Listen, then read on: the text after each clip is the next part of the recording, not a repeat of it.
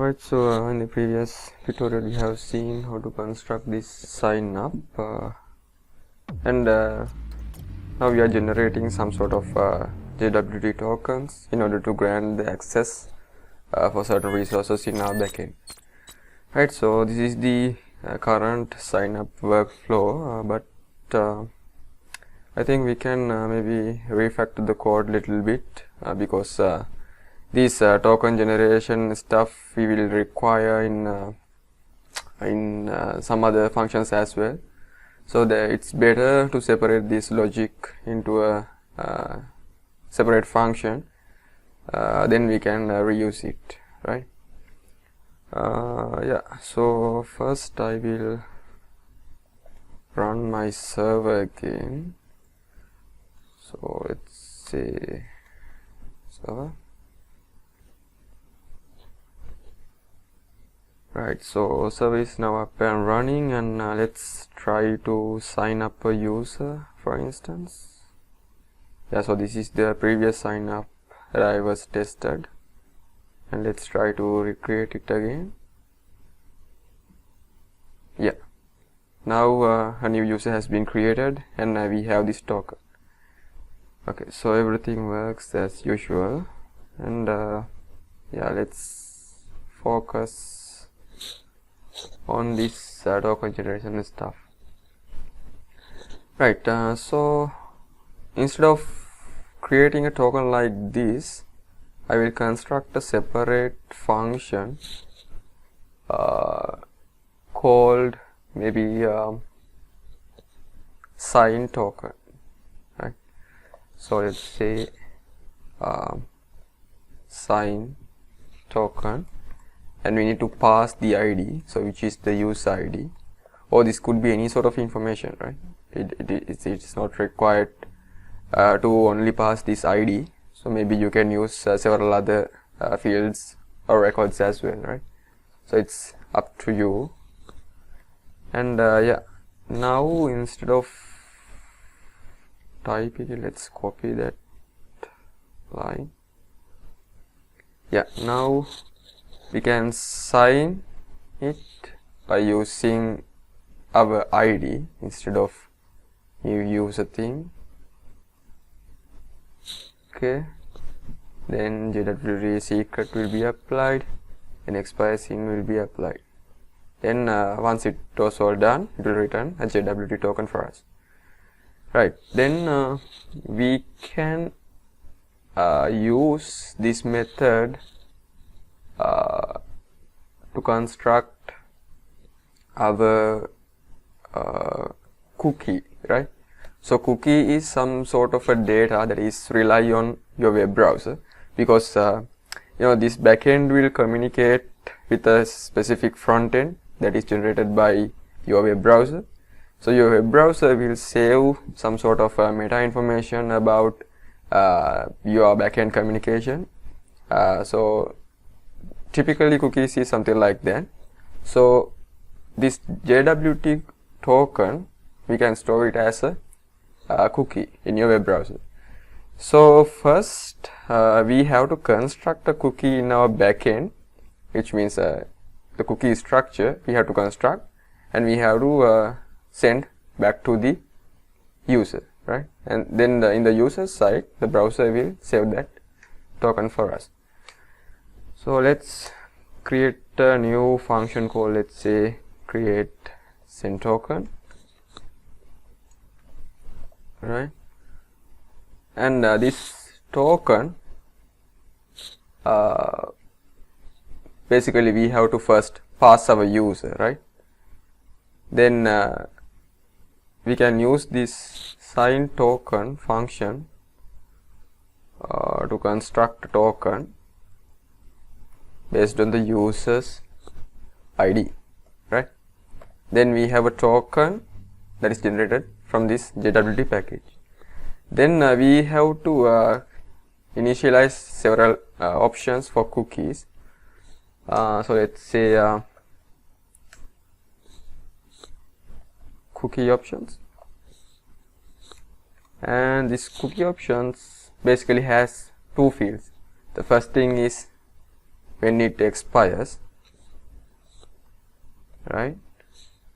And the second thing is which protocol that we are going to allow, right? So in this case we are only going to allow HTTP protocol, and in the expiration time we have to construct a new data object, right, by appending the date now with JWT cookie expires in, right? So how we can have separate expiration time for this cookie? So basically we can specify a new configuration over here maybe, right? So we have this JWT expires in here.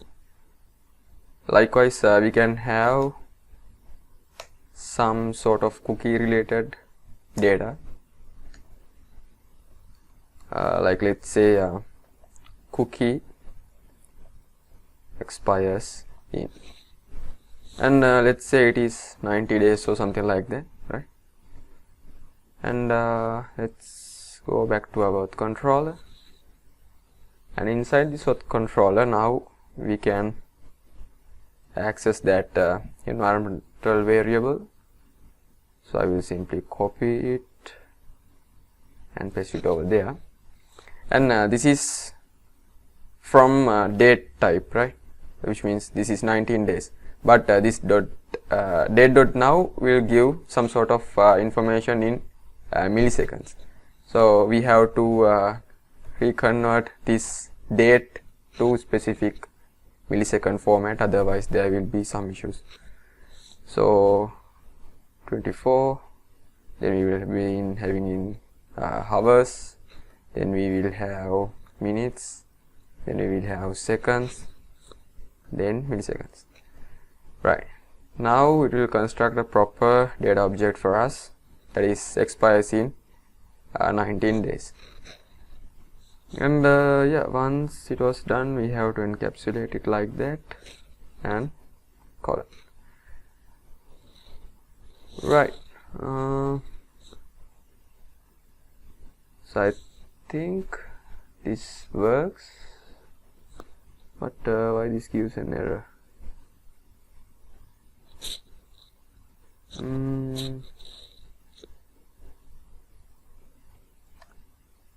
Yeah, now that's correct. Okay, now we have this cookie option set up, and we have the token, and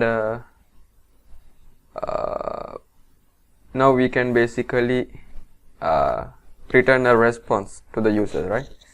So let's say so this response will be binded together for each request, therefore we have to use some sort of middleware, right? So first I will get the status code and request, something like that. So this is sort of passing parameters, right? It's not actual middleware. Then I can bind up the responses like that. So status will be the status code, and the response will be in the JSON format that has status success,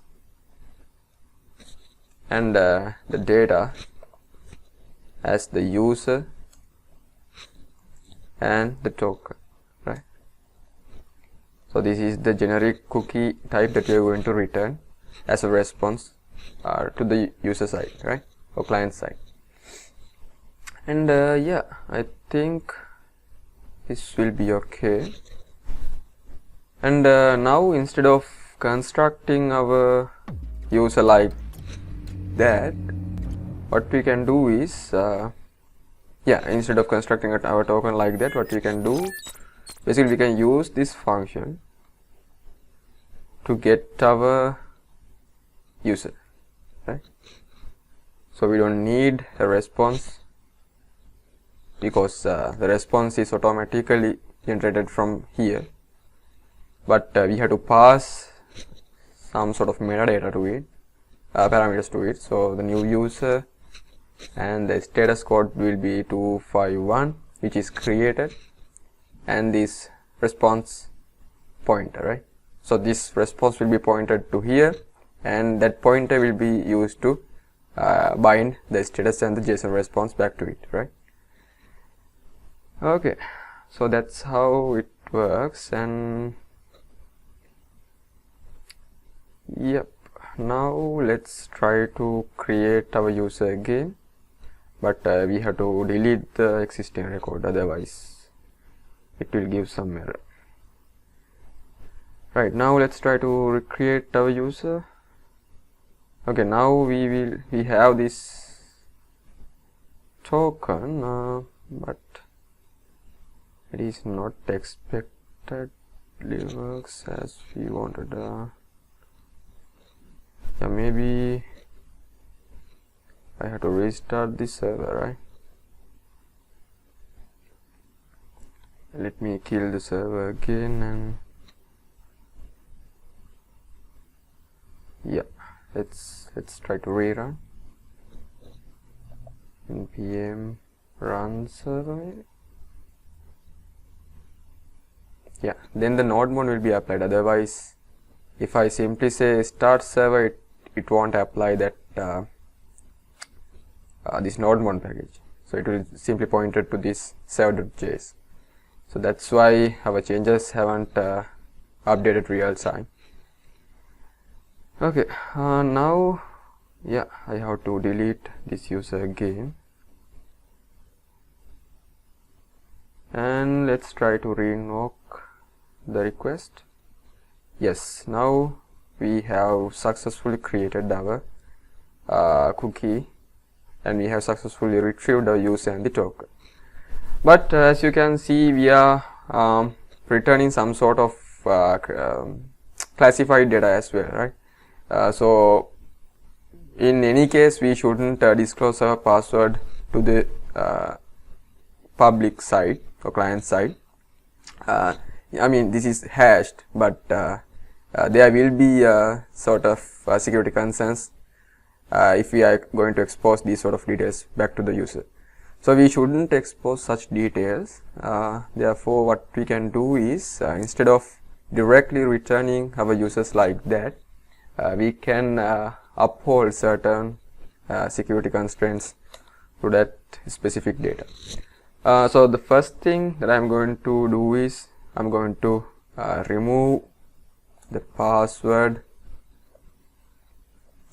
from the user payload, right? So this is required. So what I can simply do is I can simply undefine that specific field, right? And for the client side security concerns, we can impose several security at the client side as well, but yeah, in order to apply that, we have to specify that secure notation in our cookie, right? So this course is focused on the backend development, but I will just define that field here as well. So in later on, if you are going to plug a specific front end to this application that is going to use this cookie, we can use that security field as well. So that security field is basically in the cookie options. So currently we have these two options, but additionally we can add another field called secure. So this secure will be true, and we can enable this secure connection based on our node environment as well, which means, let's say in the development mode, if we don't need a secure cookie, then we can have secure field answered, or if we are going to use in the production mode, then if you need the secured cookie, then we can set this field. So in order to distinguish those sort of stuff, what we can do is we can access our process.env node environment. So node env, and if this node env is in the production mode, which means we are going to enable this secure cookie option, something like that, right? So then let's have a comment, let's say enable secure HTTP, which is known as HTTPS, only at the production mode. Right, now that cookie is set as secured and there is no password, and data payload is now kind of secured enough. So let's try to remove this user again, and let's invoke the same API. Alright, now we don't receive any sort of password informations back to the client side, right? And if you're going to use this cookie later on, we have to maybe persist that cookie as well. But yeah, currently everything works as intended, and yeah, we have improved our sign up functionalities as well. The next video, let's look at how to use these credentials to log in your backend resources. And yeah, thank you.